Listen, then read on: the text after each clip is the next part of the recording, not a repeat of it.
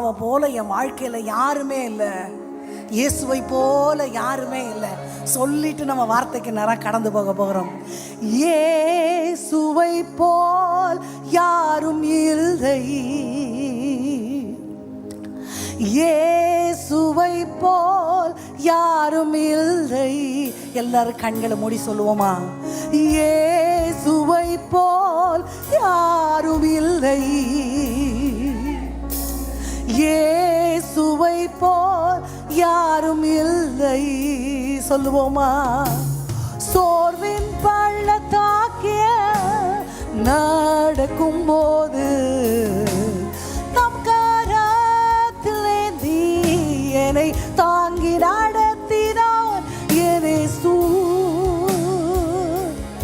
என் இயேசு என்றுமே, என் இயேசு, என் இயேசு என்றுமே. இன்னொரு விஷயம் சொல்லுவோமா? இயேசுவை போல் யாரும் இல்லை. எல்லா நாவுகளும் இயேசுவை போல் யாரும் இல்லை. இன்னொரு விஷயம் சொல்லுவோமா?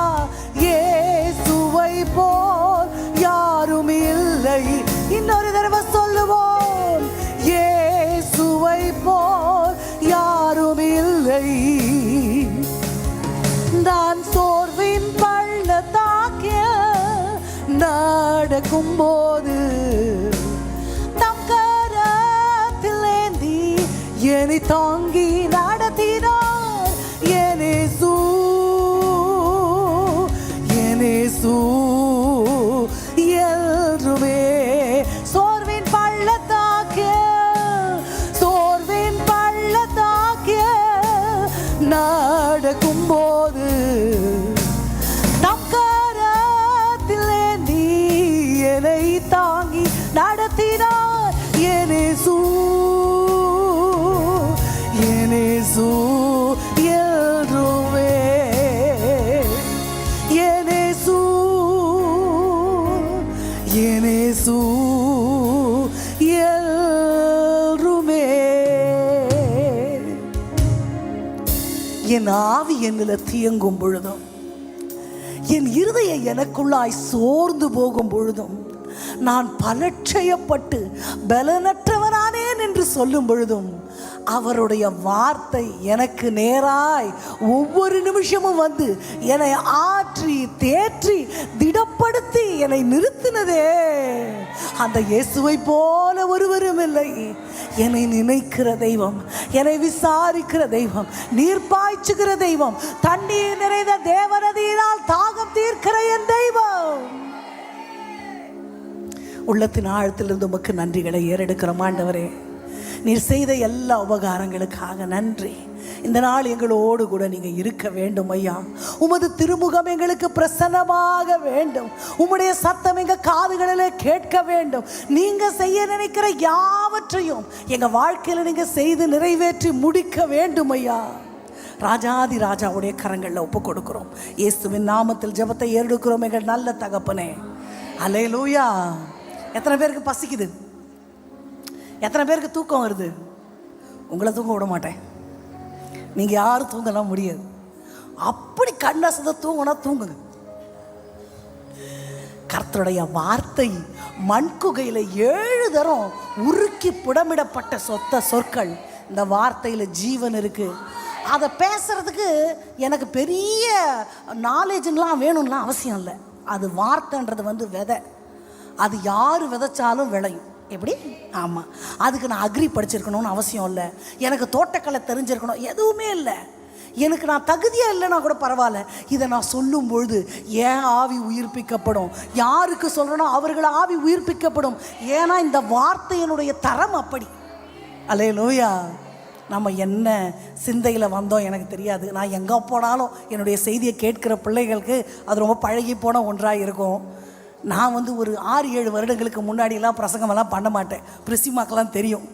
ஒரு சாதாரண ஹவுஸ் ஒய்ஃபாக, பாஸ்டர் ஒய்ஃபாக பிள்ளைகளை கொண்டு ஸ்கூலில் விட்டு சர்ச்சுக்கு போய் இப்படி தான் இருப்பேன். பிரசங்கமெல்லாம் பண்ண மாட்டேன், பண்ண தெரியாது. ஆனால் என் கணவர் ஒரு நாள் ஞான எழுப்புதல் அடைந்து நீ பிரசங்கம் பண்ணணுன்னு சொன்னார். சொல்லும் பொழுது எனக்கு அவரை பார்த்தா சிரிப்பு வந்துச்சு. இவருக்கு என்னாச்சு? நல்லா தானே இருந்தார், இவருக்கு என்னாச்சு? அதற்கு பின்பாக ஆண்டவருடைய திட்டம் இருக்குது. உங்கள் எல்லாருக்கும் இன்னைக்கு நீங்கள் வந்த அத்தனை பேருடைய பின்னாடியும் ஒரு ஆண்டவருடைய திட்டம் இருக்குது. நீங்கள் உங்கள் எல்லாருக்காகவும் உங்களை பேர் தெரியாதே தவிர இங்கே இருக்கிற ஒரு மியூசிக் வாசிக்கிற தம்பியிலேருந்து கேமரா எல்லாருக்காகவும் நான் ஜெபம் போட்டு வந்திருக்கேன். இங்கே வந்து எனக்கு நிறைய ஜெபிக்க ஆண்டவர் நேரம் கொடுத்தார். அதுவும் ஆண்டவருடைய சித்தம். அதனால் இன்றைக்கு நம்ம வந்த எல்லாரும் வந்ததற்கான ஒரு நோக்கம் நிச்சயமாக உண்டு. அந்த நோக்கம் கனக்கச்சிதமாக நிறைவேறாமல் இங்கேருந்து நம்ம யாருமே போக மாட்டோம். அல்லேலூயா.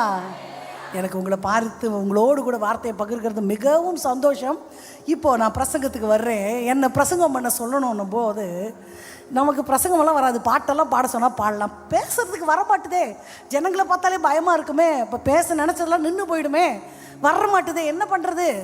என்னை பொண்ணு பார்க்க வரும்பொழுதே நாங்கள் வந்து பெண்கள் எல்லாம் பிரசங்கம் பண்ண விட மாட்டோம்னாரு எங்கள் வீட்டுக்கார். என்னை அனுப்பி இப்போ வச்சுருக்காரு. அவர் சொன்ன உடனே நான் நினச்சேன், நமக்கு ஏற்ற மாப்பிள்ளை இவர் தான்ப்பா.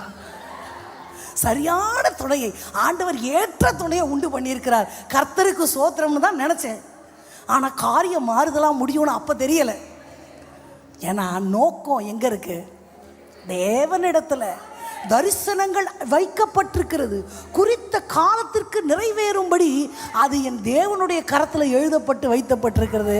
அதை எந்த மனுஷனாலும், எந்த மனுஷியாலும், எந்த சூழ்நிலையாலும், எந்த கலாச்சாரத்தாலும் ஒரு நாளும் அதை பிரேக் பண்ணவே முடியாது.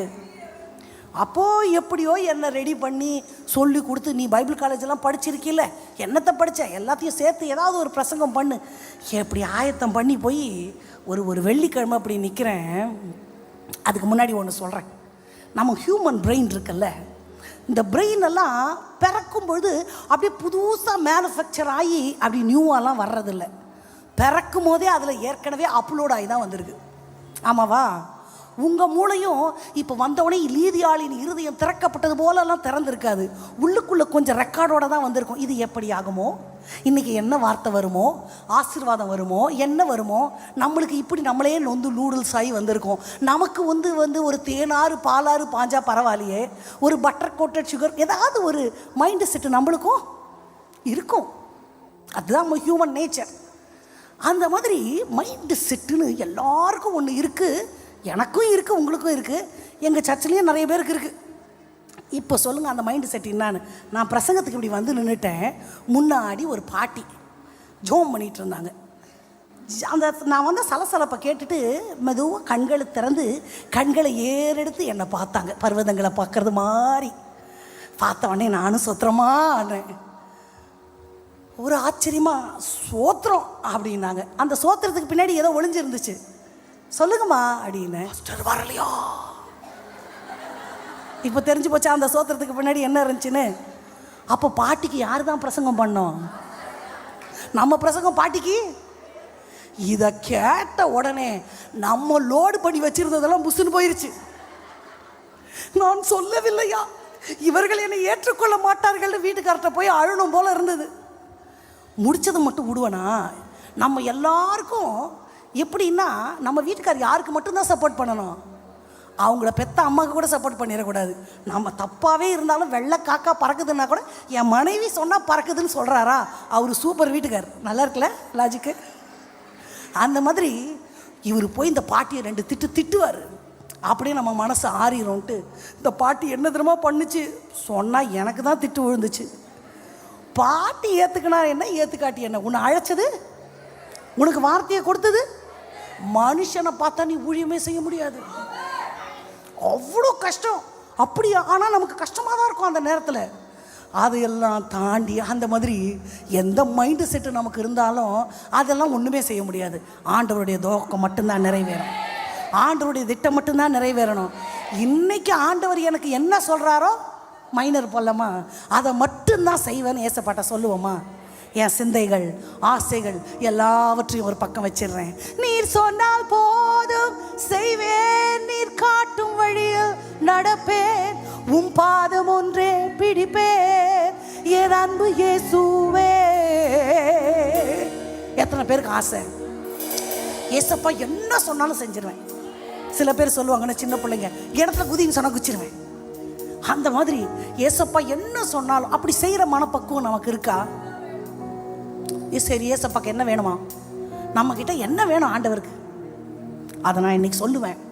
அந்த பரிபூரணமாக்கப்பட்ட சித்தம் இன்னதென்பதை பகுத்தறியத்தக்கதாக என் மனம் புதிதாகிறதுனாலே நான் மறுரூபமாக்கப்பட வேண்டும் என்பது என் தேவன் அனாதியில கொண்டிருக்கிற ஒரு சித்தம். ஒரு ஸ்கேல் டவுன் பண்ணிக்கலாமா? அப்போ ஆண்டவருடைய அந்த சித்தத்தை நான் புரிந்து அவர் சொல்றத கேட்கறதுக்கு எனக்கு சில விருப்புகள் இருக்கலாம். ஓ, அது எனக்கு தெரியாது, அது நான் செய்ய மாட்டேன், that is not my cup of tea, அப்படி ஒரு சில மைண்ட் செட் நமக்குள்ளே இருக்கலாம். ஆனால் ஒரு பிளைண்ட் ஒபீடியன்ட் அப்படின்னா என்ன? ஒன்றுமே தெரியாது, என்ன சொன்னாலும் ஆட்டுக்குட்டி மாதிரி தலையாட்டிட்டு கீழ்ப்படிதல். எங்கள் அப்பா சொல்வார், late obedience is equal to disobedience. கால தாமதமான கீழ்ப்படிதல் கீழ்ப்படியாமைக்கு சமம்.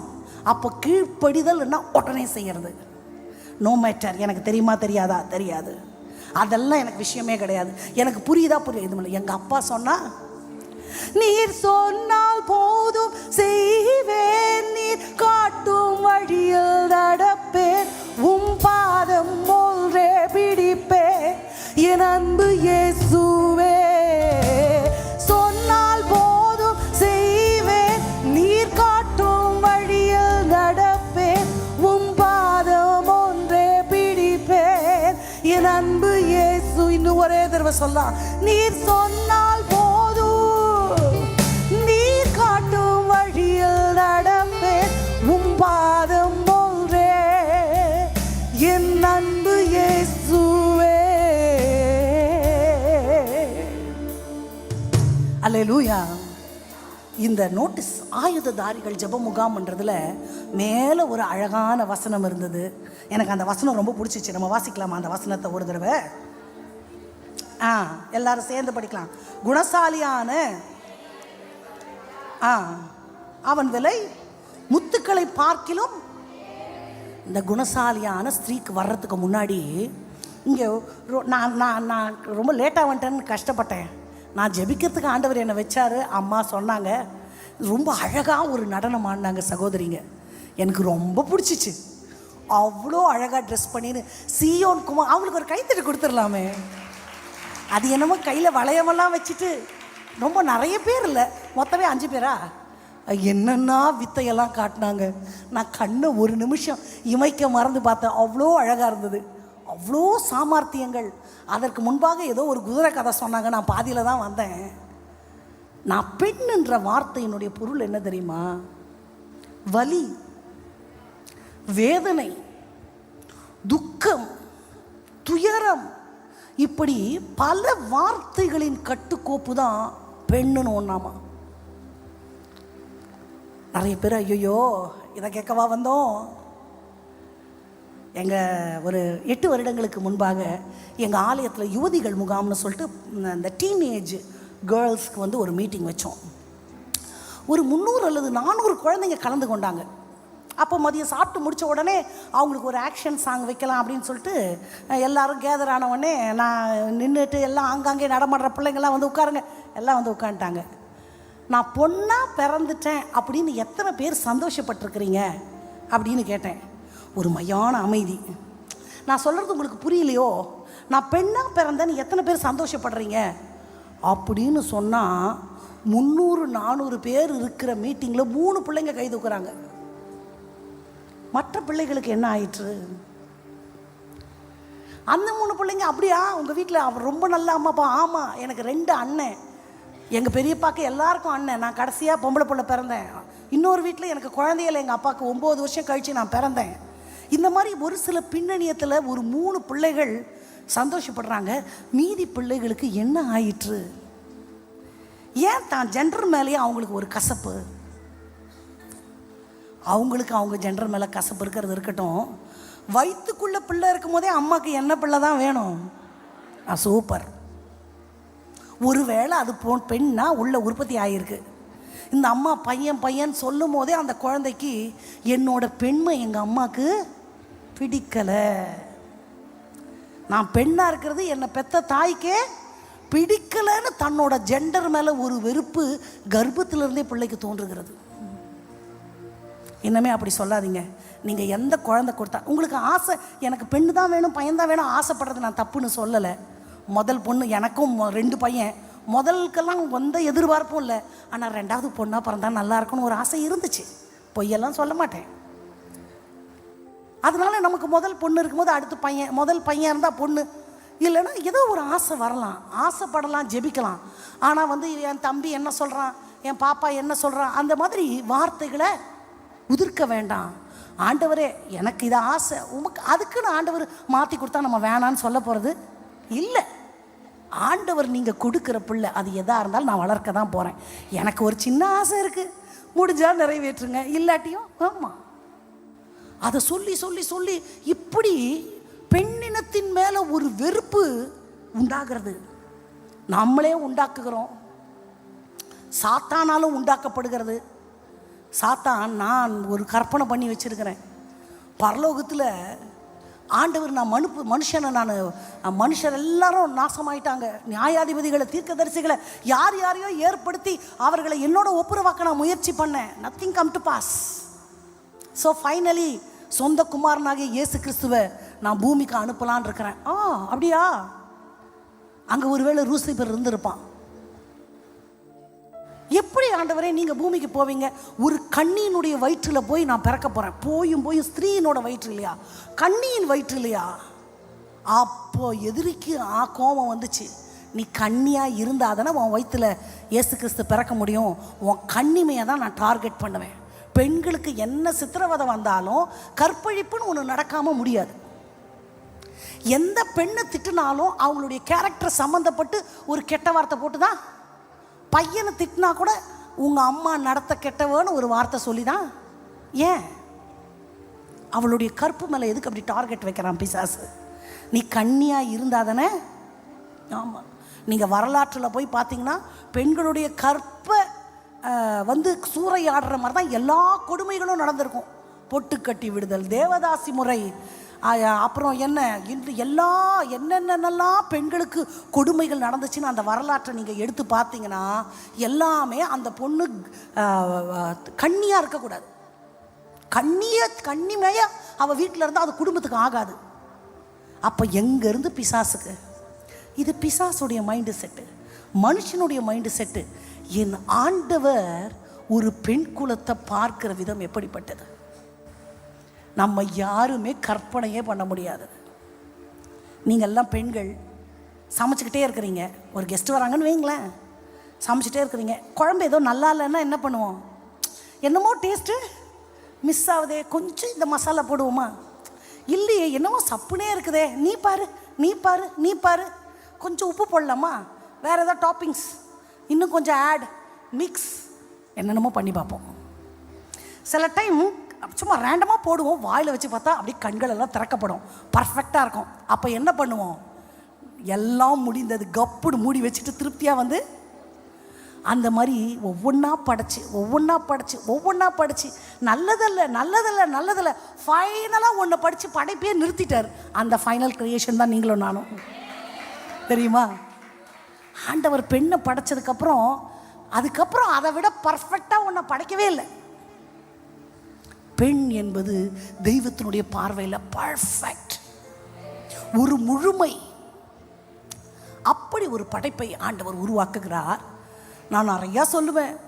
அந்த ஒரு வீட்டில் பொண்ணு பையன் இருக்கிறாங்கன்னு வைங்களேன், பொண்ணு குழந்தை ஒன்று பையன் குழந்தை இருக்குன்னா அந்த பையன் அம்மா செல்லமாக தான் இருக்கும், அந்த பொண்ணு யார்கிட்ட தான் ரொம்ப க்ளோஸாக இருக்கும். அப்போ நீங்கள்லாம் யாருக்கு தான் ரொம்ப செல்லம்? சரி, எனக்கு ஆண்டவரை பிடிக்குது. ஆண்டவருக்கு நான் ஆண்டவரை நேசிக்கிறது பெரிய விஷயமா, ஆண்டவர் என்னை நேசிக்கிறது பெரிய விஷயமா? பயங்கர சமத்தா இருக்கிறீங்கப்பா நீங்கள்லாம். சில பேர் வளருவாங்க. ஆண்டவர் என்னை நேசிக்கிறது தான் பெரிய விஷயம், நான் ஆண்டவரை நேசிக்கிறது பெரிய விஷயம் இல்லை. ஆண்டவருக்கு ரொம்ப பிடிச்ச பாசம் எது தெரியுமா? நான் காட்டுற பாசம் இல்லை, அவர் என்கிட்ட காட்டுற பாசம் இல்லை, நான் காட்டுற பாசம். ஆமாம், என்ன சொல்கிறாரு யோனத்தான் தாவீதை பற்றி சொல்லும்பொழுது, ஸ்திரீகளின் சிநேகத்தை போல, அதை விட தாய் பிள்ளைய தேற்றுவது போல. அப்போது ஆண்டவருக்கு எல்லாரும் காட்டுற பாசத்தை விட நீங்களும் நானும் காட்டுற பாசம் ஏசப்பாக்கு ரொம்ப பிடிக்கும். உம்மையே நான் நேசிப்பேன், உம்மையே நான் நேசிப்பேன். ஏசப்பாக்கு ரொம்ப பிடிச்சிருக்காங்க. வாய் திறந்து சொல்றீங்களா? உம்மையே நான் நேசிப்பேன், உம்மையே நான் நேசிப்பேன், உம்மையே நான் நேசிப்பேன். நான் பின் தீரும்பேனே உம் சந்நிதியில் முழங்காலில் நின்று, உம் பாதையில் நான் நடந்திட்டால் இன்னல் துன்பமே வந்தாலும் நான் பின் தீரும்பேனே. உம் சந்நிதியில் முழங்காலில் நின்று, உம் பாதையில் நான் நடந்திட்டால் இன்னல் துன்பமே வந்தாலும் நான் பின் திரும்பேனே, நான் பின் திரும்பேனே, நான் பின் திரும்பே. அல்லேலூயா. இந்த உலகத்தில் எத்தனையோ பேர் ஆண்டவரை நேசிக்கிறாங்க. ஆனால் பெண்கள் காட்டுற பாசம் தான் உள்ளதுலேயே ஹைலைட்டுன்னு ஆண்டவர் சொல்லியிருக்கிறார். நான் சொல்ல, இனி எப்போ முழங்கால் படியிட்டாலும் உங்களை நான் நேசிக்கிறேன் ஆண்டவரே, உங்கள் பாதத்தை நான் முத்தமிடுகிறேன் ஆண்டவரேன்னு சொல்லாமல் எந்திரிச்சு வரக்கூடாது. அது வேணும் இது வேணும்னு கேட்கக்கூடாது. Learn to speak love words to God. Lover கிட்ட பேசுகிற மாதிரி ஏசப்பாட்ட பேசணும். எப்படி? நீங்கள் இல்லாம என்னால் வாழவே முடியாது, உங்கள் நினைவில் இல்லாமல் ஒரு நொடி கூட இருக்கவே முடியாது. உமை போல அம்மா இல்லை, உமை போல அப்பா இல்லை, உமை போல நண்பன் இல்லை, உமை போல யாரும் இல்லை. இல்லை இல்லை இல்லை இல்லை இல்லை இல்லை இல்லை இல்லை, உமை போல யாரும் இல்லைப்பா. சொல்லுங்க. இல்லை இல்லை இல்லை இல்லை, உமை போல யாரும் இல்லைப்பா. என் கண்ணு மாதிரி உங்களை நேசிக்கிறேன், என் இதயம் மாதிரி உங்களை நேசிக்கிறேன். உங்களை தவிர இந்த உலகத்தில் எனக்கு யாருமே முக்கியம் இல்லை. நீங்கள் தான் ஆண்டவரே. இந்த மாதிரி எனக்கு தெரிஞ்சது நான் சொல்கிறேன். உங்களுக்கு என்னெல்லாம் சொல்ல முடியுமோ அன்பான வார்த்தை சொல்லி சொல்லி சொல்லி சொல்லிக்கிட்டே இருந்தால் என்ன தெரியுமா ஆகும்? கொஞ்ச நேரம் கழிச்சு அழுக வந்துடும். பாசத்தை மிகுந்து என்ன பண்ணும்? அழுகக்கூடாதுன்னு நினச்சாலும் அழுக வந்துடும், அழுக வந்துடும். அழுதுகிட்டே இருக்கலான் இருக்கும். அதுக்கப்புறம் நிறுத்தினா மனசில் ஒரு சமாதானம் வரும் பாருங்க. எத்தனை கோடி கொடுத்தாலும் அது கிடைக்காது. அவரை நேசிக்கிற நேசம் திராட்சை ரசத்தை பார்க்கலாம் அது என்ன சந்தோஷப்படுத்தும். இந்த உலகத்தில் எதெல்லாம் மனுஷனை மயக்குகிற சந்தோஷமோ அது எல்லாத்த காட்டிலும் மேலான ஐஸ்வர்யம், மேலான சந்தோஷம் என் தேவனை நான் நேசிக்கிற நேசத்தில் இருக்கு. ஆண்டவருக்கும் அதான் பிடிச்சிருக்கு. என் மனவாளியே, உன் முக ரூபத்தை எனக்கு காண்பி, இன்னும் கொஞ்ச நேரம் நீ பேசு, உன் சத்தம் எனக்கு ரொம்ப பிடிச்சிருக்கு. என் மனவாளியை டிஸ்டர்ப் பண்ணாதீங்க, அவள் நல்லா தூங்கட்டும், அவள் எந்திரிக்கட்டும், அவள் என் கூட வரட்டும். போய் பார்த்தீங்கன்னா சூலமத்து ஒவ்வொரு டயலாக்காக இருக்கும். அவ்வளோ ஆண்டவர் நேசிக்கிறார். நானும் ஏன் தெரியுமா, என் ஆண்டவர் என்னை பார்க்குற விதம் எப்படி தெரியுமா இருக்குது? ரொம்ப ரொம்ப வித்தியாசம். உலகம் பெண்ணுக்கு 1000 விளக்கம் கொடுக்கலாம். வலி வேதனை, பொண்ணாக பிறந்ததுக்கு மண்ணாக பிறக்கலாம் அப்படி சொல்லுவாங்க. பொம்பளை சிரிச்சா புயலையை விரிச்சா அப்படின்னா பொம்பளை சிரிக்கக்கூடாதாம்மா. அப்படி பொம்பளை இருக்கிற அந்த வீடு அப்படி என்னென்னமோ சொல்லுவாங்க. ஆனால் இங்கே வார்த்தை சொல்லுகிறது, ஒரு மனுஷன் ஒரு பெண்ணை கண்டுபிடிக்கிறான். அந்த பெண்ணு மட்டும் அவ படிச்சிருக்கிறாளோ படிக்கலையோ, அழகாக இருக்கிறாளோ வெள்ளையாக இருக்கிறாளோ கருப்பாக இருக்கிறாளோ அதெல்லாம் விஷயம் இல்லை. குணசாலியாக மட்டும் இருந்துட்டாள்னா என்னவா அந்த வசனம்? அவளுடைய விலை தமிழில் முத்துக்கள்னு இருக்கு. நீங்கள் மற்ற மொழிபெயர்ப்புகளில் பார்த்தீங்கன்னா she is costlier than the rubies. ரூபின்னா சிவப்பு ரத்தினம், மாணிக்கம், நவரத்தினங்களில் ஒன்று. அது என்ன கலரில் இருக்குமா? ரெட் கலரில் இருக்கும். That is very costly. நீங்கள் கூகுளில் போய் அதை பற்றி சர்ச் பண்ணிங்கன்னா உறுதியை காட்டுகிற ஒன்று என்னவா? ஆனால் நம்ம என்ன நினைக்கிறோம்? நான் ரொம்ப ஃப்ராஜில், நான் ரொம்ப broken hearted, யாராவது பார்த்தா அழுதுருவேன். பெண் பலவீன பாண்டமாக இருக்கிறபடினாலே யார் சொன்னா? நிருபத்தில் சொல்லப்பட்டிருக்கா? ஏன் சொன்னாங்க? சரி, ஐ ஹாவ் அ கொஸ்டின். பொண்ணு பலமா பலவீனமா?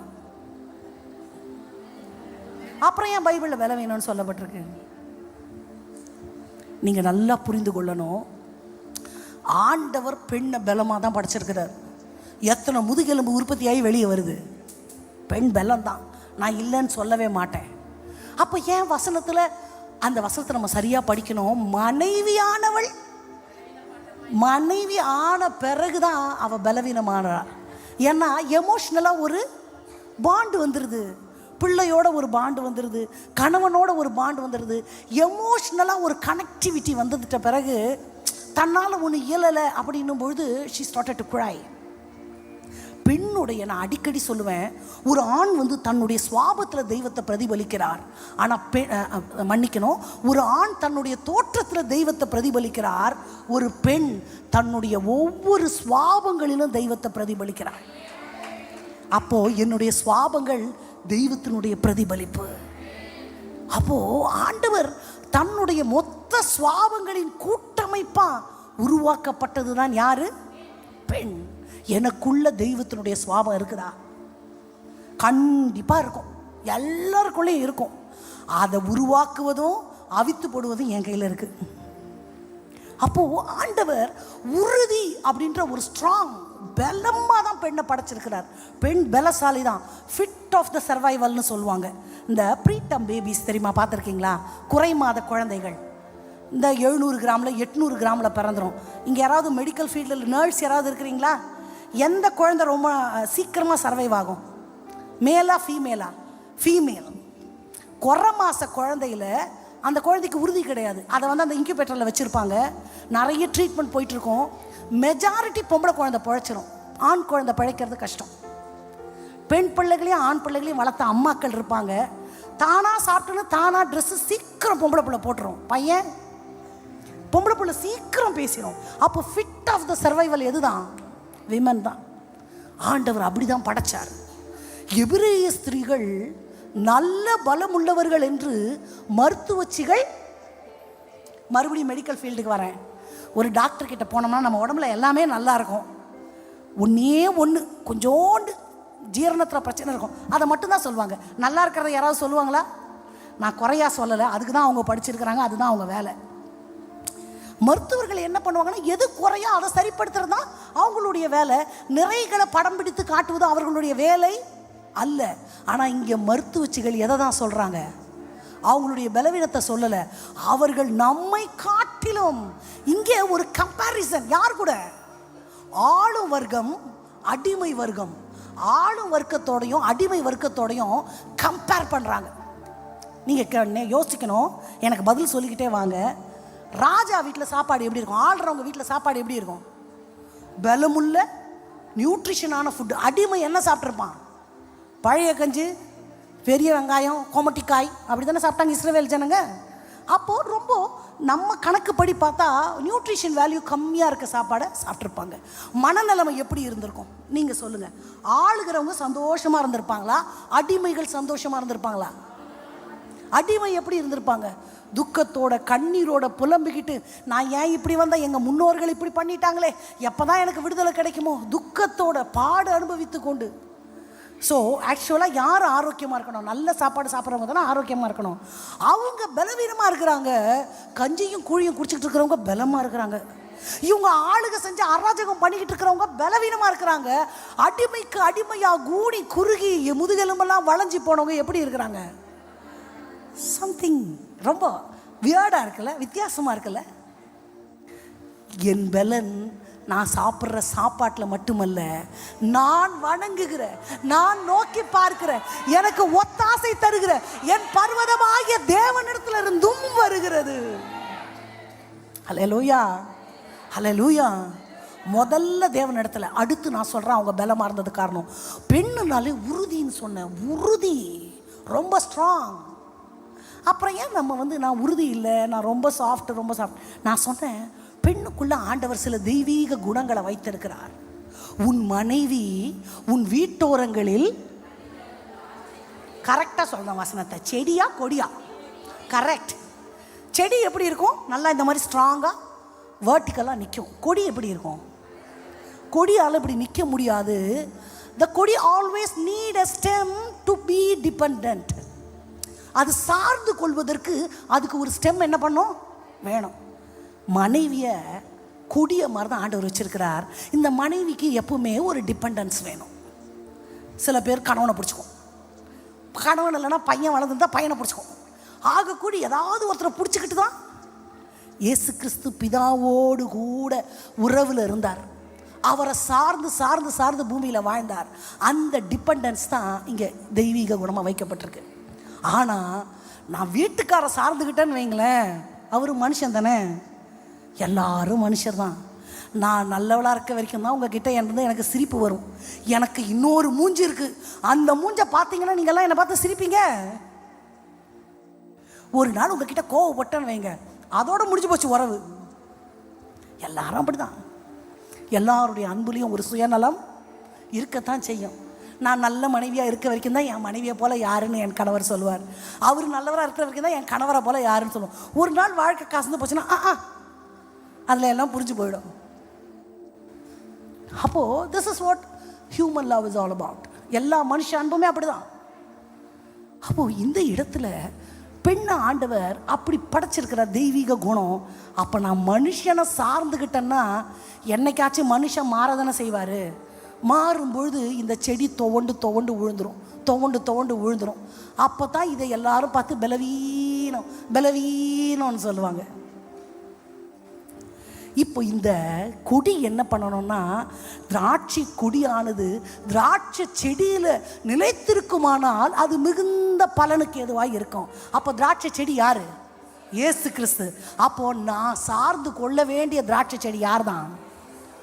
ஃபஸ்ட்டு எனக்கு ஆண்டவர். எப்படி? எல்லாரும் இப்படி விரல் காட்டுங்க, ஓட்டு போடுற மாதிரி. ஃபஸ்ட்டு எனக்கு உம்மை போல அம்மா இல்லை, உம்மை போல அப்பா இல்லை, உம்மை போல நண்பன் இல்லை, உம்மை போல யாரும் இல்லை. இல்லை இல்லை இல்லை இல்லை இல்லை இல்லை இல்லை இல்லை, உம்மை போல யாரும் இல்லைப்பா. இல்லை இல்லை இல்லை இல்லை இல்லை இல்லை இல்லை இல்லை, உம்மை போல யாரும் இல்லைப்பா. உம்மை போல அம்மா இல்லை, உம்மை போல அப்பா இல்லை, உம்மை போல நண்பன் இல்லை, உம்மை போல யாரும் இல்லை. கை காட்டுங்க. இல்லை இல்லை இல்லை இல்லை இல்லை இல்லை, ஓ இல்லப்பா. இல்லை இல்லை இல்லை இல்லை இல்லை இல்லை இல்லை இல்லை, உம்மை போல யாருமே இல்லப்பா. இல்லை இல்லை இல்லை இல்லை இல்லை இல்லை, உம்மை போல யாரும் இல்லப்பா. இது ஏதோ இங்கே சர்ச்சில் வந்தால் மட்டும் சொல்லக்கூடாது, மனசில் கை வச்சு எப்பவுமே சொல்லணும், நீங்கள் தான் எனக்கு முதல் ஆண்டவரே. வீட்டுக்காரனா கூட ரெண்டாவது தான், நான் பெத்த பிள்ளைன்னா கூட ரெண்டாவது தான், என்னை பெத்த தாயினா கூட ரெண்டாவது தான், என்னை நேசிக்கிற எங்கள் பாஸ்டர்னா கூட ரெண்டாவது தான். சில பேருக்கு அது வாயில் வராதே. மனுஷன் தான், ஆண்டவர் தான். ஊழியக்காரங்களாக இருந்தால் கூட ஆண்டவருக்கு கொடுக்குற இடத்த நான் கொடுக்கக்கூடாது. அது ஏசப்பாக்கு பிடிக்காது. என்னை யாருக்கு ஒப்பிடுவீர்கள்? என் சாயலை யாருக்கு ஒப்பிடுவீர்கள்? நான் பிதாவானால் என் கனம் எங்கே சொல்றாரா? அதனால ஐயோ ஆண்டவரை பார்த்த மாதிரி இருக்கு அப்படின்னு சொன்னால் ஒரு நிமிஷம் மனசில் கருக்குன்னு. இல்லை ஆண்டவரே நீங்கள் தான் ஃபஸ்ட்டு, இவங்க ரைட். ஆண்டவர் அந்த இடத்த யாருக்குமே விட்டு கொடுக்க மாட்டார். அப்போது ஆண்டவர் பெண்ணை எப்படி படைச்சிருக்கிறார்? எல்லாரும் சொல்லுங்க, ஸ்ட்ராங். நாங்கள் சின்ன பிள்ளையில இந்த 5 விரலில் சொல்லுவோம், என்னை ஆட்ட முடியாது, அசைக்க முடியாது, உன்னை குத்திடுவேன், சுட்டுருவேன், அப்புறம் என்னென்னமோ சொல்லுவோம், மறந்துட்டு நாமம் போட்டுருவேன், அப்புறம் அடிச்சிருவேன். சூப்பர் சூப்பர், பரவாயில்ல, என் செட்டில் இருக்கிறவங்களுக்கு ஞாபகம் இருக்குது. அந்த மாதிரி இது என்னது, தம்ஸ்அப் என்னது, ஆட்ட முடியாது, அசைக்க முடியாது. சொல்லுங்க, ஆட்ட முடியாது, அசைக்க முடியாது. பிரச்சனை ஆட்ட முடியாது, அசைக்க முடியாது. வியாதி ஆட்ட முடியாது, அசைக்க முடியாது. பலவீனம், சோர்வு, சூழ்நிலை, சத்துரு எறிகிற அக்கினியாஸ்திரங்கள், சிந்தனையின் போர்க்களங்கள், எதுவும் என்னை, ஏன் தெரியுமா, நான் சார்ந்திருக்கிறது என் கிறிஸ்து. திராட்சை செடியாகிய அவரில் வேரூன்றி அவரை நான் சார்ந்து கொண்டிருக்கிறேன். அந்த கண்மலையாகிய கிறிஸ்துவுக்குள்ள என் அஸ்திபாரத்தை நான் நாட்டி இருக்கிறேன். நான் அசைக்கப்படுவதே இல்லை. எந்த சூழ்நிலையும் அவர் அன்பினின்று என்னை பிரிக்காது காத்து கொள்வார்.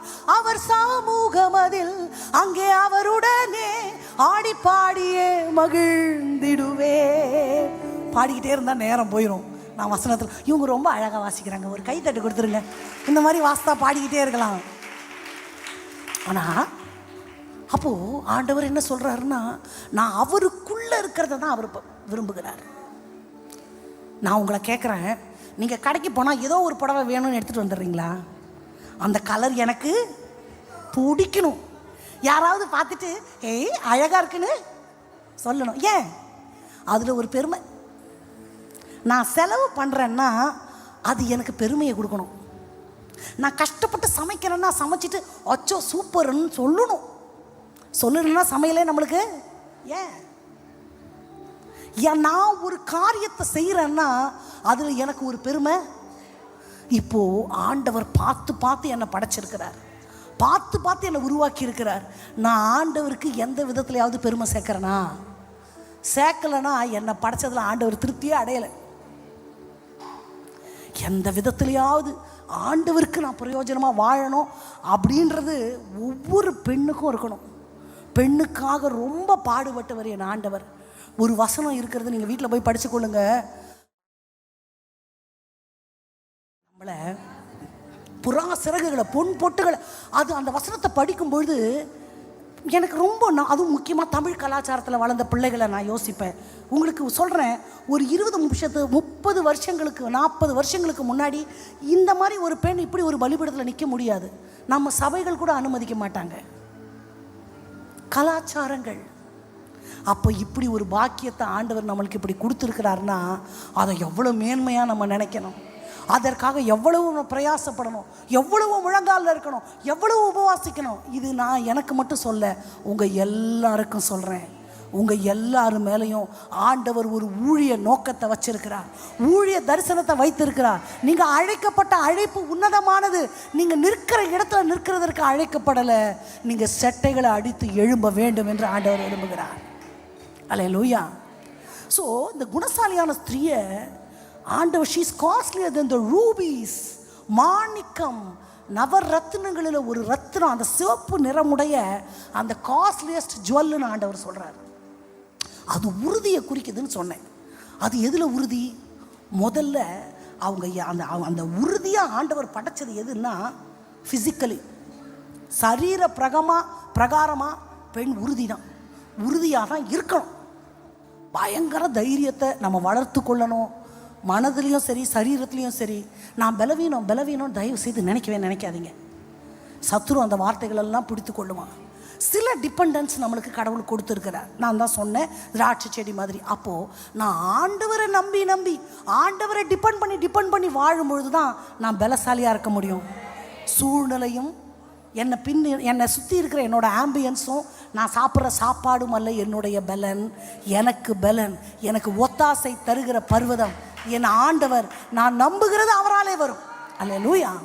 அப்போது நம்ம அந்த ஆண்டவர் என்னை உறுதியாக, நான் சரீரத்துலேயுமே நான் பலசாலியாக இருக்கணும்னு ஆண்டவர் வச்சிருக்கிறார். நீங்கள் இன்னொரு வசனத்தை வாசிக்கலாம்.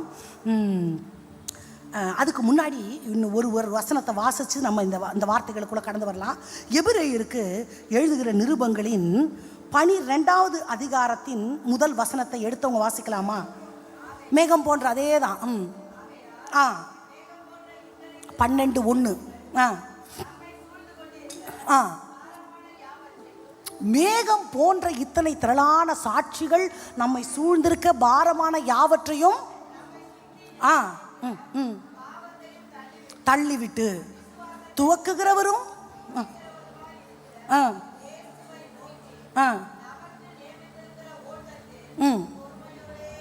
இப்போ நம்ம எல்லாரும் எனக்கு பதில் சொல்ல போகிறோம். என்ன ஓட்டமா? என்ன ஓட்டம்? யாருக்கு? நமக்கு நியமித்த ஓட்டமா? நாம நியமித்த ஓட்டமா? நமக்கென்று ஒரு ஓட்டம் நியமிக்கப்பட்டிருக்கிறது. நான் என்னை அதில் பொருத்தி கொள்ள வேண்டும். அண்டர்ஸ்டாண்ட்? நான் நியமிக்க மாட்டேன். அந்த ஓட்டம் எனக்கு பிடிச்ச மாதிரி இருக்குமா எனக்கு தெரியாது. எனக்கு அது கஷ்டமாக கூட இருக்கலாம். ஆனால் எனக்கென ஒரு ஓட்டம் நீ ஏற்கனவே இப்படித்தான் நீ ஓடணும், இந்த ரோல்ஸில் தான் நீ ஓடணும், இந்த 2 கோட்டுக்குள்ளே தான் நீ ஓடணும், இப்படி இந்த திசையை நோக்கி தான் ஓடணும்னு நியமித்தது யாரு? விசுவாசத்தை துவக்குகிறவரும் முடிக்கிறவருமாகிய ஒருத்தர் இந்த பாதையை எனக்கு நியமித்து விட்டார். அது எனக்கு கஷ்டமாக இருக்கோ ஈஸியாக இருக்கோ பிடிக்குதோ பிடிக்கலையோ அந்த ஓட்டத்தில் நியமிக்கப்பட்டிருக்கிற ஓட்டத்தில் ஓடுவதற்கென்று நான் படைக்கப்பட்டிருக்கிறேன், அழைக்கப்பட்டிருக்கிறேன். அல்லேலூயா. இந்த ஓட்டம் என் இஷ்டப்படி இருக்குமா? தெரியாது, இருக்காது. இந்த ஓட்டம் ரொம்ப லகுவாக இருக்குமா? இருக்காவும் இருக்காது, தெரியவும் தெரியாது. எப்படி போகணும் கூட சில டைம் தெரியாது. நியமித்தவர் அவர், ஓட வேண்டியது நான்.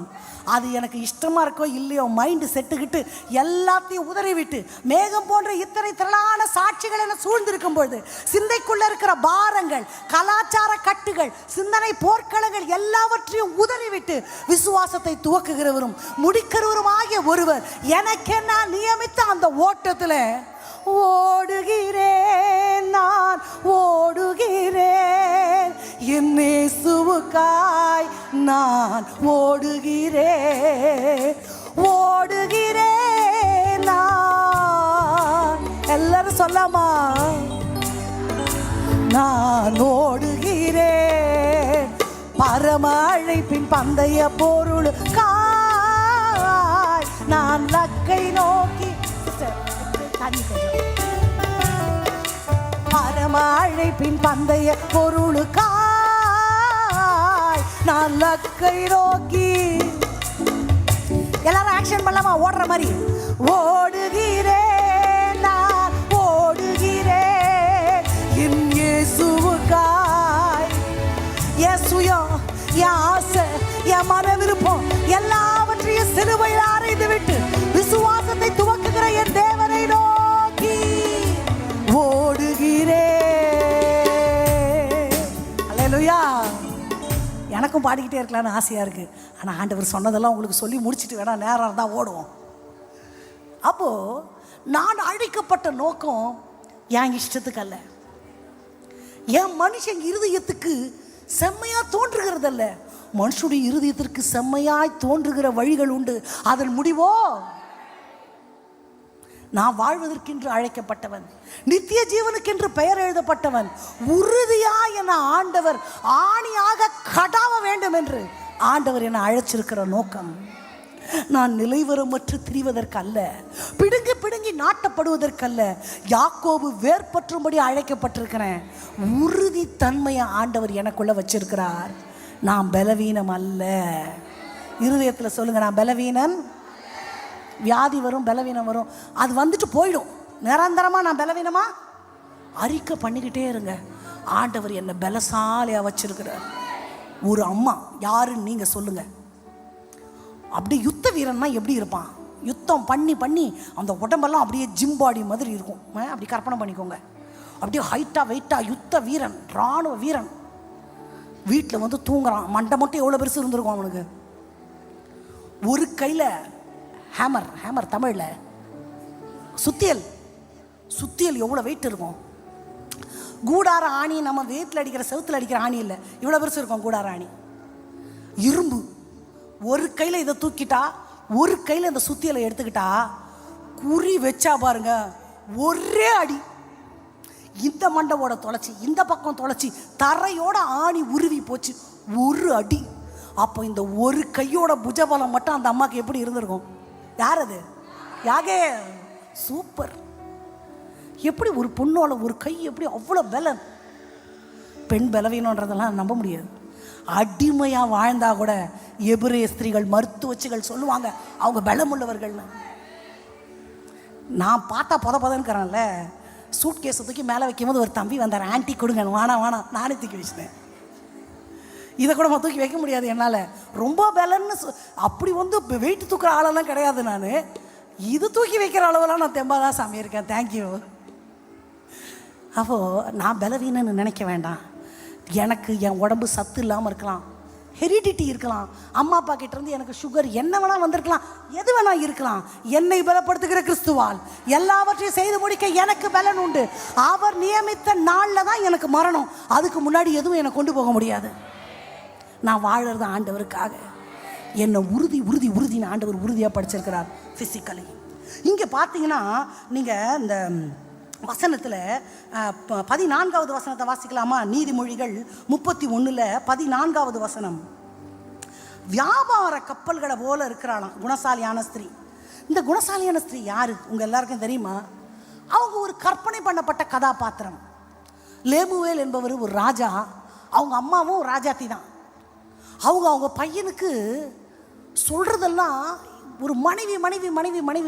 உங்களுக்கு ஒன்று தெரியுமா? உங்களுடைய இம்பார்ட்டன்ஸ் என்னன்னு உங்களுக்கு தெரியுமா? நிறைய பெண்கள் வாழுகிற வாழ்க்கை சலிப்போடையும் வேதனையோடு வாழ்கிறாங்க. நான் ஏன் இருக்கணும்? நான் இருந்து என்ன பலன்? கொஞ்சம் வயசாயிட்டா நான் பிள்ளைகளுக்கு பாரமாக இருக்கிறேன். தயவு செய்து அப்படி நினைக்காதீங்க. ஆண்டவர் உங்களை ஜீவனோடு வைத்திருக்கிறதுக்கு ஒரு நோக்கம் இருக்குது. கொரோனான்னு ஒரு வியாதி எத்தனையோ பேரை கொண்டு போச்சு. நம்ம ஏன் மிச்சமாக இருக்கிறோம்? ஆண்டவர் அந்த நோக்கத்தை வச்சிருக்கிறதுனால தான். இல்லைனா என்னைக்கோ போயிருக்கலாம். எனக்கு சின்ன பிள்ளையிலேருந்து வீசிங் வர்றதுனால இந்த கொரோனா டைம் எங்கள் சர்ச்சில் உள்ள டாக்டர்ஸ் எல்லாம், பாஸ்டர்மா விட்டமின் சி எடுத்துக்கோங்க, அதை எடுத்துக்கோங்க, இதை எடுத்துக்கோங்க, எதையும் எடுக்கலை. என் ஜீவனை வச்சது அவர், பாதுகாக்கிறது அவர், பயன்படுத்துகிறது அவர். இனியும் அவர் எவ்வளோ நாள் வைக்கிறாரோ அவருக்காக தான். எதுக்கு நான் கவலைப்படணும்? அதுக்கு நான் அஜாக்கிரதையாக இல்லை, ஆனாலும் நான் பயப்படலாம் இல்லை. நான் நம்புகிறது என்ன கர்த்தராலே வரும். அல்லேலூயா. இப்போ இந்த பெண்ணை குறித்து இந்த லேமுவேல் ராஜாத்தி தான் மகனுக்கு சில ஞான உபதேசங்களை சொல்லும் பொழுது, நீ அப்படி அரசாளு இப்படி அரசாளுன்னு ராஜதந்திரங்களை சொல்லி கொடுக்கல. உனக்கு ஒரு பொண்ணு அமையணும்பா, இந்த மாதிரி அமையணும், இந்த மாதிரி அமைஞ்சாதான் நீ இப்படி இருப்ப அப்படின்னு ஒரு விளக்கத்தை சொல்கிறாங்க. அதில் சொல்லப்பட்ட கற்பனை கதாபாத்திரம் தான் யாரு?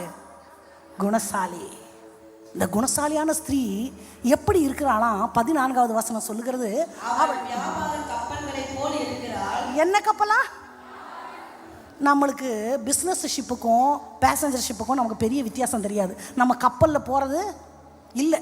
ஆனால் கப்பல், எனக்கும் பெருசாக கப்பலெல்லாம் பழக்கம் இல்லை, ஏதோ பார்த்துருப்போம் சீஷோரில், அவ்வளோதான். ஆனால் ஒரு காரியத்தை சொல்கிறேன், நம்ம காரில் வந்தோம்னா காரை நிப்பாட்டி பூட்டி லாக் பண்ணி சாவியை பேக்கில் போட்டுட்டு வந்துட முடியும். 2 வீலரு, ஃப்ளைட்டு எல்லாமே. ஆனால் கப்பலை அந்த மாதிரி பூட்டி சாவி எடுத்துகிட்டு வர முடியுமா? கப்பல் பார்க்கிங் 20 நாள் இல்லை 20 வருஷம்னா கூட இன்ஜின் ஓடினா தான் அது நிற்க முடியும். அதை கரைக்கு கொண்டு வந்து சேர்த்த அது பார்க்கிங்னாலும் தண்ணியில் தான் நிற்கும். 24/7 அந்த இன்ஜின் ஓடிக்கிட்டே இருக்கணும். அப்போ தான் அது மிதக்கும், இல்லைன்னா இரும்பு கப்பல் உள்ள முழுகிடும். அப்போ ஒரு பெண்ணை ஆண்டவர் வியாபார கப்பலை போல வைத்திருக்கிறாருன்னா எனக்கு ரெஸ்டே கிடையாது. சொல்லுங்க, ரெஸ்டே கிடையாது. வீட்லேயும் வேலை செய்யணும், சபையிலையும் வேலை செய்யணும், ஊழியம் செய்யணும், மனசு எதுலையாவது ஆக்குப்பைடாக இருந்துக்கிட்டே இருக்கணும். ரெஸ்ட் எடுக்கணும்னு நினைக்கவே கூடாது. ரொம்ப கஷ்டமாக இருக்கா கேட்க? எபிரேய ஸ்திரீகள் அவ்வளோ பலமாக இருக்க காரணம், முதலாவது யெகோவா தேவன், ரெண்டாவது அவர்களுடைய உழைப்பு. எவ்வளோ உழைப்பு! இப்போ சொல்கிறாங்கல்ல, நார்மல் டெலிவரி ஆகணும்னா நட, ஏன் நடந்துக்கிட்டே இரு சொல்கிறாங்களா? குடிஞ்சு நிமிந்து வேலை செய் சொல்கிறாங்களா? உழைப்பு தான் என்னை பலனாக வைக்கும். Prepare your heart. நான் ரெஸ்ட் எடுக்கணும், நான் உட்காந்துக்கணும் நினைக்கவே வேண்டாம். நான் வியாபார கப்பல்னா ரெஸ்டே கிடையாது. அது ஆயுசு முடிகிற வரைக்கும் அது அந்த மோட்டர் ஓடிக்கிட்டே இருந்தால் தான் அந்த கப்பல் முழுகாது. விசுவாசமாகிய கப்பல் என் குடும்பம். இந்த முழு குடும்பத்தை நம்பி ஆண்டவர் உங்கள் கைகளில் கொடுத்துருக்கிறார். உங்கள் ஜெபம், உங்கள் முழங்கால்கள், உங்கள் கண் விழிப்புகள், உங்கள் உபவாசங்கள் அந்த கப்பலை மூழ்காமல் பாதுகாக்கணும். ஆசரிப்பு கூடாரத்தில் ஒரு விளக்கு தண்டு இருக்கும். அந்த விளக்கு எத்தனை இருக்கும்? 7 இருக்கும். அது 24/7 எரிஞ்சுக்கிட்டே இருக்கணும். எண்ணெய் இருக்க இருக்க என்ன பண்ணணும்? இங்கே இடித்து பிழிஞ்சு எண்ணெய் எடுத்து ரெடியாக வச்சுக்கணும். அங்கே காலி ஆக ஆக ஊற்றிக்கிட்டே இருக்கணும். கண்ணை அசந்து தூங்கி விளக்க அணைஞ்சிச்சு முடிஞ்ச ஆசாரியன். உங்களையும் என்னையும் ஆண்டவர் அந்த விளக்கு தண்டு இயேசு கிறிஸ்துவுக்கு அடையாளம். 7 குத்து விளக்குகளின் மத்தியில் உலாவுகிறவர் என் ஆண்டவர். அந்த மாதிரி ஆண்டவருடைய சுவாபத்தை எனக்குள்ளே வச்சிருக்கிறார். எனக்கு ரெஸ்டே கிடையாது. தூங்குனா கூட சின்ன சத்தம் கேட்டாலும் யாரு இருக்குதா? வாட்ச்மேன் மாதிரி. நான் வியாபார கப்பலை மாதிரி இருக்கணும். ஆண்டவர் என்ன ரெஸ்ட் எடுக்கணும், வயசாயிடுச்சு நினைக்கவே கூடாது. அடுத்து என்ன, அடுத்து என்ன, அடுத்து என்ன? அப்பத்தான் எனக்கு நியமித்த ஓட்டத்தில் நான் ஓடுறேன்னு அர்த்தம். அல்லேலூயா. இன்னைக்கு பெண்கள் ஏன் பலவீனம் ஆகுறாங்க? மனதளவில் சரீரத்தில் ஏன் பலவீனம் ஆகுறாங்கன்னா மைண்டு செட் அப்படி. நான் பலவீனம் நினச்சேன் பலவீனமாக இருக்க வேண்டியதான். என்னை பலப்படுத்துகிற கிறிஸ்து எனக்கு உண்டுன்னு எழும்பாகட்டா இந்த எண்ணமே என்னை இன்னும் பலவீனமாக்கிடும். ஸோ ஃபிசிக்கலி நான் ஆரோக்கியமாக பலமாக இருக்கணும். என்னுடைய மனதும் பலமாக இருக்கணும். மனது நான் உங்களுக்கு சொன்னேன், நீங்கள் வீட்டில் போய் வாசித்து கொள்ளுங்கள். 31வது அதிகாரத்தின் 20வது வசனத்தில் ஒரு ஜெனரஸ் மைண்டு, எல்லாருக்கும் பகிர்ந்தளிக்கிற ஒரு குணம் பெண்ணுக்குள்ள. படிங்களேன். 20 சிறுமையானவர்களுக்கு தன் கையை திறந்து ஏழைகளுக்கு. இது மாத்திரமல்ல, நீங்க பாத்தீங்கன்னா தயையுள்ள போதகம் அவளுடைய நாவல. ஏன்? வயசாவ கொஞ்சம் கோபம் வரும். ஒருத்தர் டாக்டர் கிட்ட போனாராம். என்னப்பா உனக்கு எத்தனை வயசு? எனக்கு ஒரு 30 வயசு ஆயிடுச்சு டாக்டர். சரி என்ன செய்யுது? ரொம்ப கோபம் வருது. சரி நல்லா சாப்பிடுங்க, மனசை நல்லா வச்சுக்கோங்க, சரியா போயிடும் போங்க என்னாராம். போயிட்டாங்க. திருப்பி ஒரு 5 வருஷம் கழிச்சு வந்தாராம். வயசு 35 ஆச்சு, கோவம் வந்துக்கிட்டே இருக்கு. சரி போக போக சரியாயிரும் போங்கன்ட்டாரான் டாக்டர். போயிட்டாரான். திருப்பியும் 40 வயசாச்சான். திருப்பியும் போய் டாக்டர் இருக்க ரொம்ப கோவம் வருது. 40 வயசானா அதுவே பழகிரும், போயிட்டு வான்ட்டாரான். அந்த மாதிரி நான் நினச்சிக்கிறோம், எனக்கு வயசாயிடுச்சு அவ்வளோதான், இனிமேல் எனக்கு பலன் இல்லை, எனக்கு வயசாயிடுச்சு அவ்வளோதான். வாலிபத்தில் பார்த்தா அவ்வளோ இறக்க குணம், அப்படியே தெய்வீக சுவாபத்தோடு இருப்பாங்க. வயசாக பார்த்தா கொஞ்சம் முரட்டுத்தனம் வந்துடும், கொஞ்சம் பிடிவாதம் வந்துடும், கொஞ்சம் கோபம் வந்துடும். கேட்டால் என்ன சொல்லுவோம்? இல்லை, என்னை ஆண்டவர் படைக்கும் பொழுது அவருடைய சுவாபத்தை எனக்குள்ளே வச்சு படைச்சார். I should not give it up. அதை நான் இழக்கவே கூடாது. இது என்னோட குணமா? சூழ்நிலையும் மற்றவங்களும் என்னோட சுவாபத்தை மாற்றக்கூடாது. நான் நானாக தான் இருப்பேன்.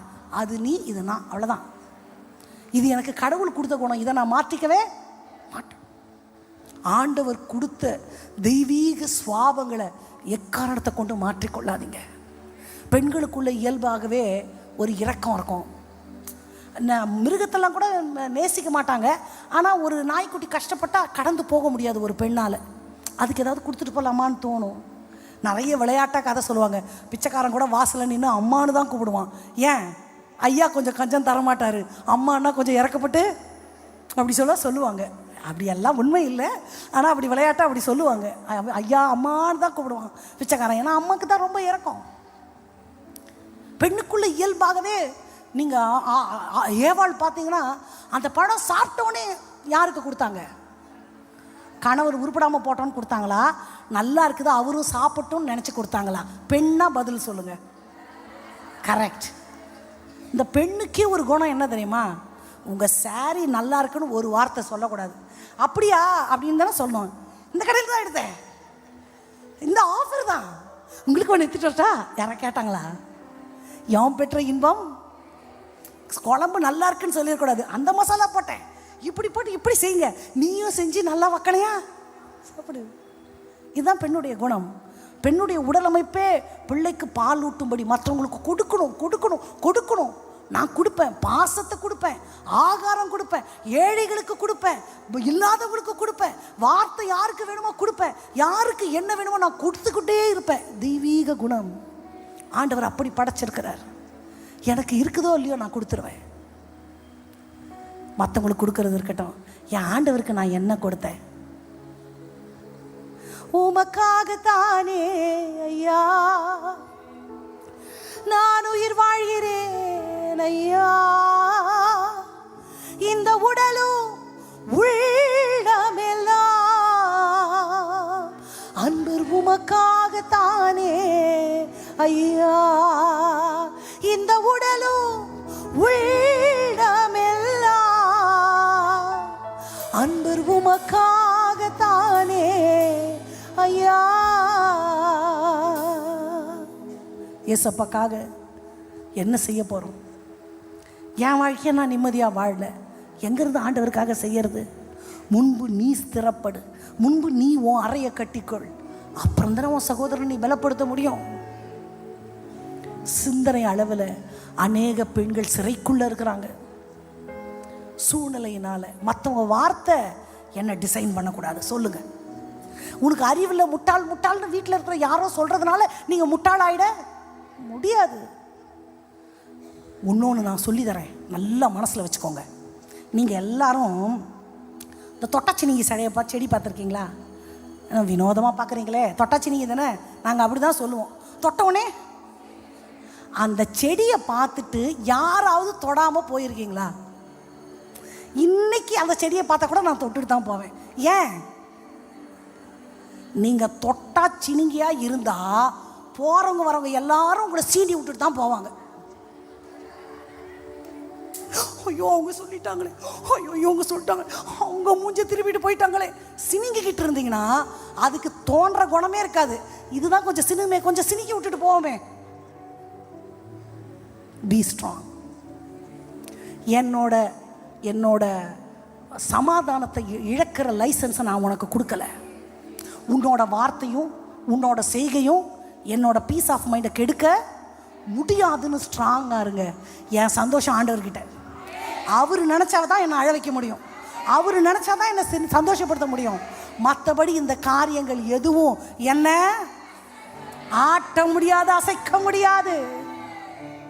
கண்மலையாகிய கிறிஸ்துவுக்குள்ள வேரூன்றி அஸ்திவாரம் போடப்பட்டிருக்க வேணாம், என்னை யாரும் அசைக்க முடியாது.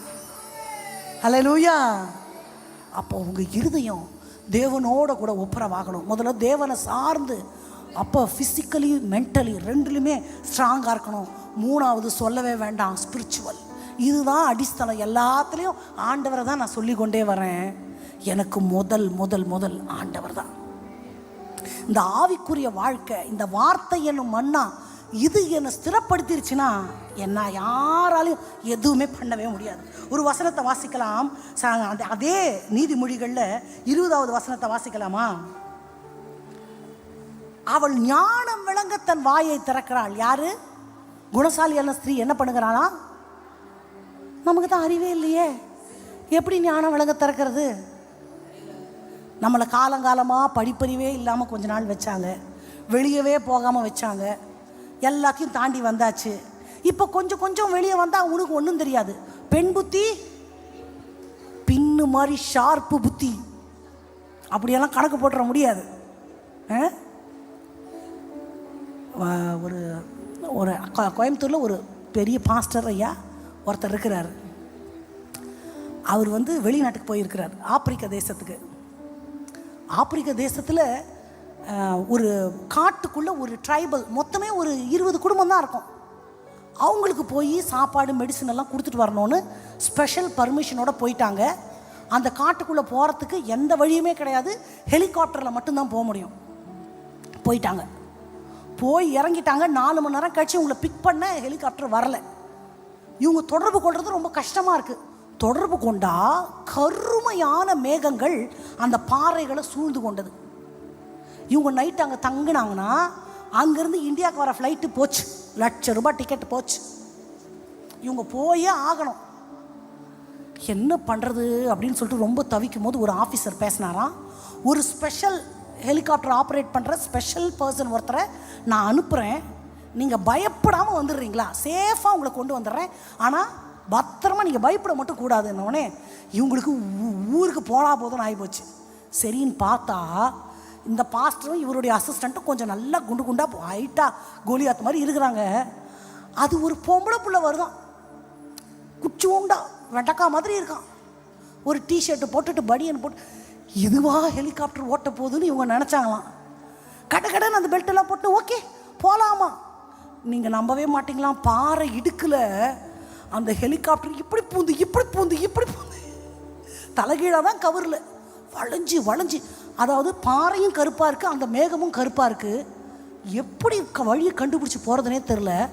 ஒரு துளி கூட பயப்படல, அவ்வளோ வேகமாக அந்த பொண்ணு பூந்து இவங்களுக்கு ஈரக்கொலையெல்லாம் நடுங்கி கொண்டு போய் இறக்கிட்டு ஒரு சல்யூட் பண்ணிட்டு கை கொடுத்துட்டு போச்சான்.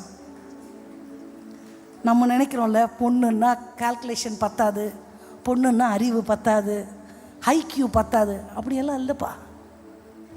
கலாச்சாரங்கள் ஒரு வேளை முடக்கி போடலாம், ஆனால் கர்த்தருக்கு பயப்படுதல் ஞானத்தின் ஆரம்பம். அறிவு பொக்கிஷம் ஞானம்.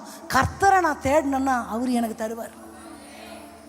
ஞானிகளை வெட்கப்படுத்த சில நேரம் ஆண்டவர் பைத்தியங்களை தெரிந்து கொள்ளுவார். உள்ளவைகளை அவமாக்க இல்லாதவைகளை தெரிந்து கொள்வார். பெரிய யுத்த வீரன் பராக்கிரமசாலியாக இருக்கலாம் பாராக், ஆனால் தெபோராளி இல்லைன்னா எழும்ப கூட முடியாது. அப்படி சில நேரத்தில் ஆண்டவர் வச்சிருப்பார். ஸோ உலகம் பார்க்குற மாதிரி நம்ம கேள்விப்பட்ட மாதிரியெல்லாம் நம்ம நினைக்க வேண்டாம்.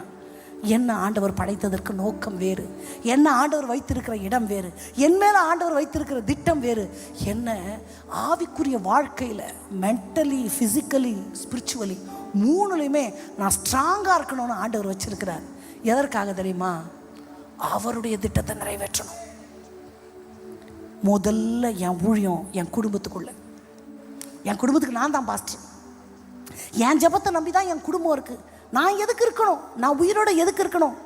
எந்த பெண்களும் சொல்லக்கூடாது. இதுக்கு முன்னாடி தெரியாமல் சொல்லியிருந்தா மனசார ஆண்டவர்கிட்ட மன்னிப்பு கேட்டுருங்க. ஒரு தாய் இல்லை,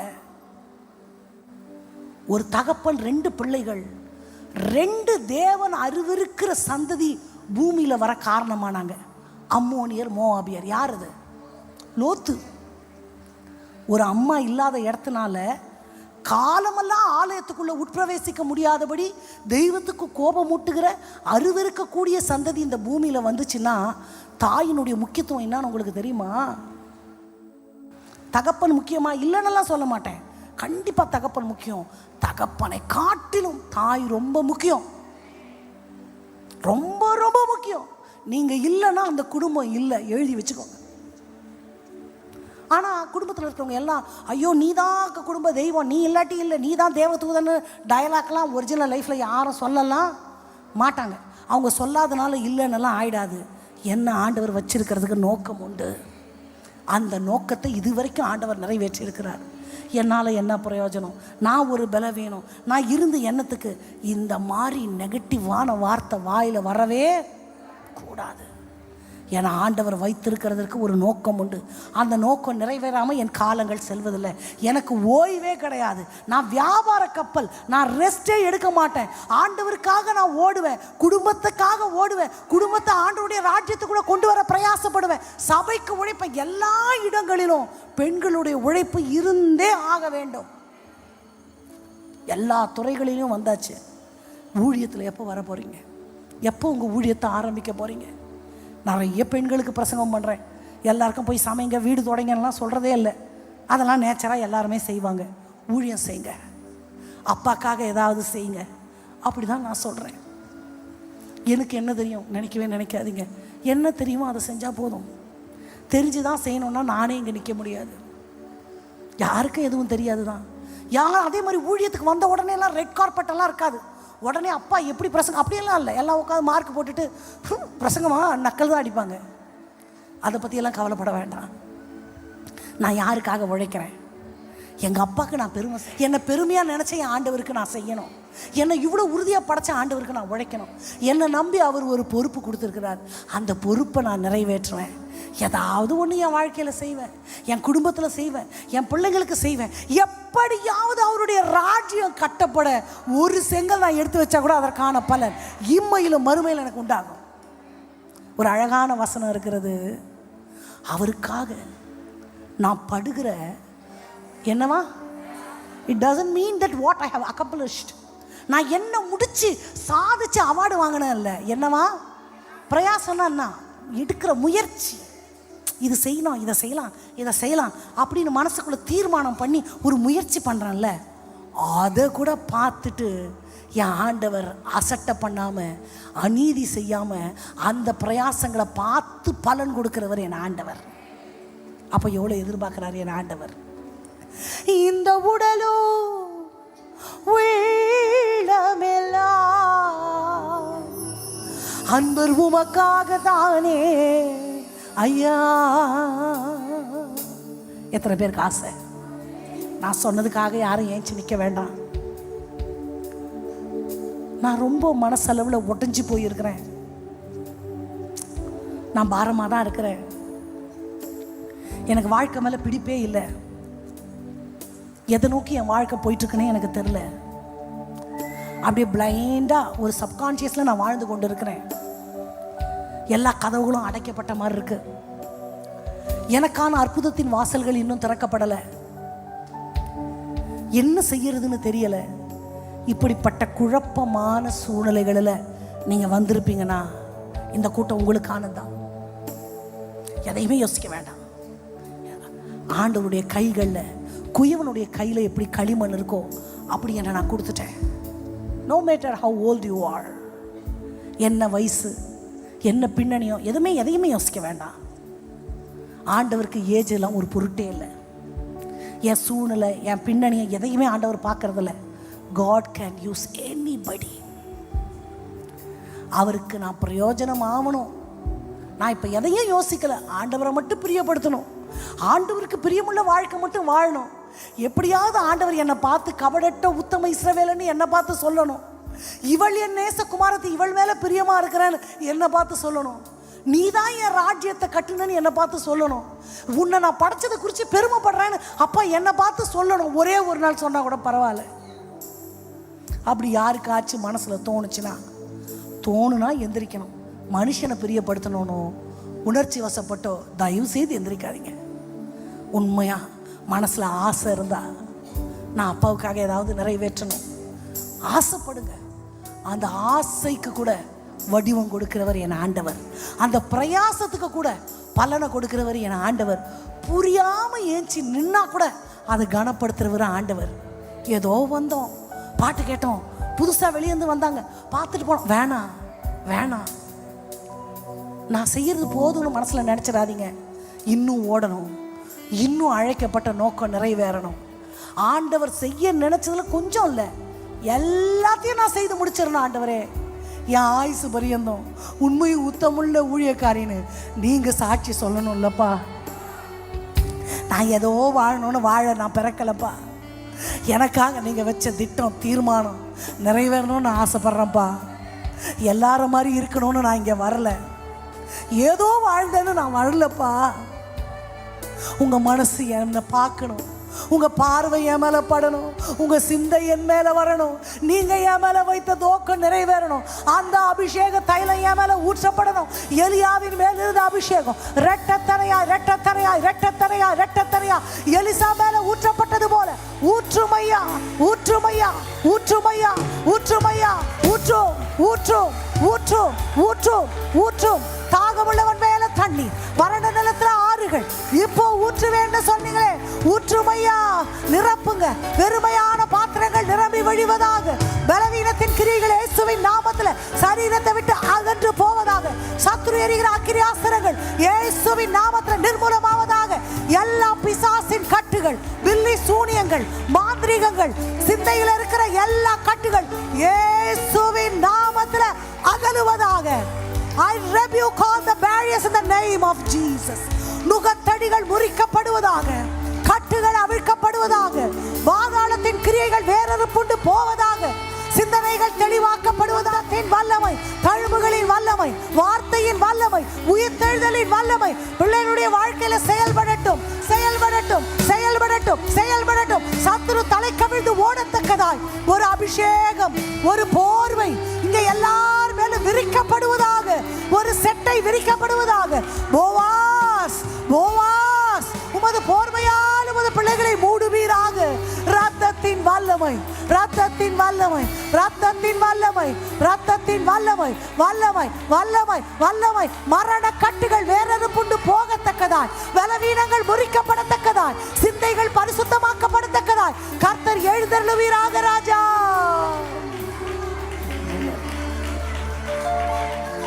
அனல் மூட்டி எரிய விடு, அயல் மொழியில் தினம் பேசு. உனக்கு கிடைத்த இறைவனின் கொடையை கொழுந்து விட்டு எரிய செய் மகளே. உனக்கு கிடைத்த இறைவனின் கொடையை கொழுந்து விட்டு எரிய செய் மகளே. சொல்லலாமா? எனக்கு கிடைத்த இறைவனின் கொடையை கொழுந்து விட்டு எரிய செய்திடுவே. எனக்கு கிடைத்த இறைவனின் கொடையை கொழுந்து விட்டு எரிய செய்திடுவே. அனல் மூட்டி எரிய விடு, அயல் மொழியில் தினம் பேசு. அந்நிய பாஷையில் அடையாளத்தை பெற்றவர்கள் அந்நிய பாஷையில பேசிக்கொண்டே இன்றைக்கு ஒரு அக்கினி, அக்கினிமயமான நாவுகளால் அடியாரை பட்சித்த ஆவியானவர் எல்லாருடைய சிரசின் மேலும் அந்த அக்கினியை போடும்படி கடைசி நாட்களில் உரைக்கப்பட்ட அந்த பின்மாறி எழுப்புதல் இன்றைக்கு இன்றைக்கு இன்றைக்கு நம்மிடத்திலிருந்து ஆரம்பிக்கும்படி எல்லாரும் ஆண்டவரிடத்துல கேட்கலாமா? காற்றாக மழையாக வருகிறார், பனி துளி போல் காலை தோறும் மூடுகிறார். காற்றாக மழையாக வருகிறார், பனி துளி போல் காலை தோறும் மூடுகிறார். வற்றாத நீரூற்றாய் இதய கிணறிலே, வற்றாத நீரூற்றாய் இதய கிணறிலே வாழ்நாளெல்லாம் ஊறி நிரப்புகிறார். வாழ்நாளெல்லாம் ஊறி நிரப்புகிறார். அனல் மூட்டி கேட்டுக்கொண்டே கேட்டுக்கொண்டே தாகமுள்ளவன் மேல் தண்ணீரை ஊற்றுகிற ஆவியானவர் எங்கள் மேல் ஊற்றுவீராக. ராஜா, அனல்